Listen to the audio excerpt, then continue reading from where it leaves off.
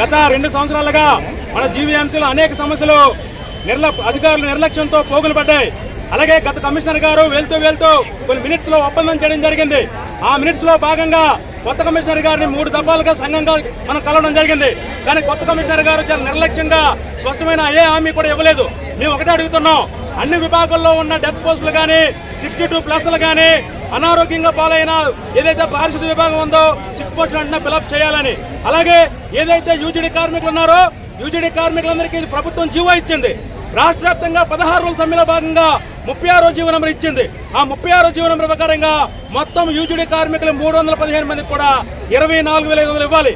మన పక్కనే విజయవాడలో యూజీడీ కార్మికులు మొత్తం జీవో నెంబర్ అమలు చేశారు. కానీ మన దగ్గర ఇక్కడ ఎస్సీ గారు కానీ సిఐ గారు కానీ కొన్ని కండిషన్లు పెట్టి కొంతమంది యూజీడీ కార్మికులకు ఇస్తాం, కొంతమందికి ఇవ్వని చెప్పేసి రకరకాల కండిషన్లు పెడుతున్నారు. ఏదైతే ఉందో జీవో ప్రకారంగా ఆ జీవో ప్రకారంగా 36ని యూజీడీ కార్మికులు బేషరతుగా అమలు చేయాలని చెప్పి మేము డిమాండ్ చేస్తున్నాం. అలాగే నీటి సరఫరా కార్మికులకి జీవో నెంబర్ 36 ప్రకారంగా వాళ్ళందరికీ 24,500 21 అమలు చేయాలి. అలాగే క్లాబ్ డ్రైవర్లు ఎవరైతే ఉన్నారో క్లాబ్ డ్రైవర్లందరికీ కూడా జీవో నెంబర్ 7 ప్రకారంగా 18 ఇవ్వాలని, అలాగే వాళ్ళ ఈఎస్ఐపిఎఫ్ డబ్బులు సక్రమంగా కట్టాలి. కాంట్రాక్టర్ అనేక నిర్లక్ష్యంతో ఈఎస్ఐపిఎఫ్ డబ్బులు కట్టడం లేదు మన క్లాబ్ కార్మికులకి. ఇక 4వ విషయం ఏంటంటే, ఏదైతే కొత్తగా జాయిన్ అయ్యారో కొత్త లోడర్స్ కానీ మలేరియా కార్మికులు కానీ కొత్తగా కార్పొరేటర్ ద్వారా జాయిన్ అయిన కార్మికులు 2 నెలల నుండి 4 నెలల దాకా సుమారుగా 6 నెలల దాకా వాళ్ళందరికీ పెండింగ్ జీతాలు ఉన్నాయి. వెంటనే పెండింగ్ జీతాలు అమలు చేయాలి.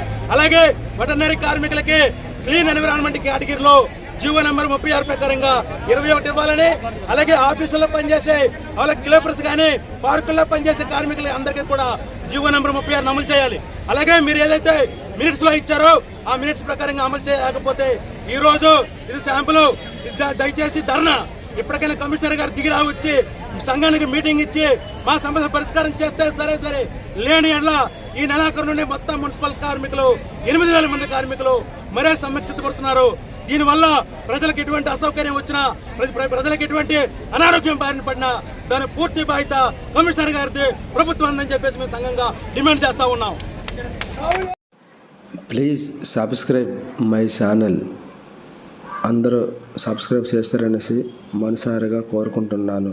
ప్రజా సమాచారం news. Thank you for watching you.